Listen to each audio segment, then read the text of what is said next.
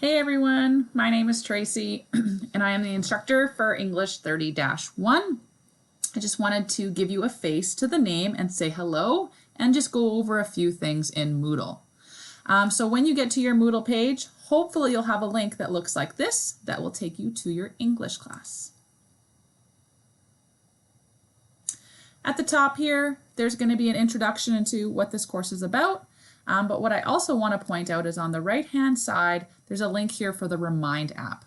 The Remind app is a way for us to communicate with one another through your phone or your computer without having to use phone numbers.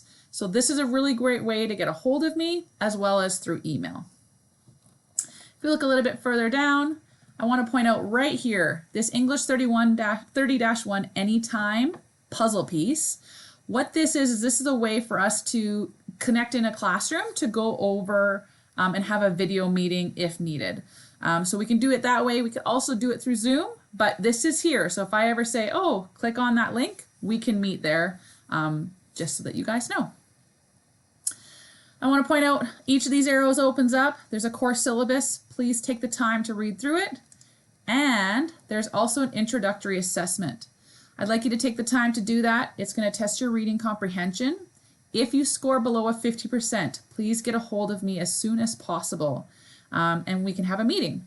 That meeting doesn't mean you can't take this course. That meeting just says we will discuss what your options are and make a decision together. Then we have the welcome. So please look through these things.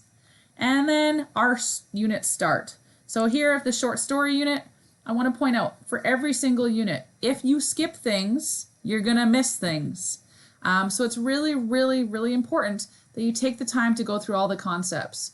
When it comes to reading something, you're not just reading it to read it.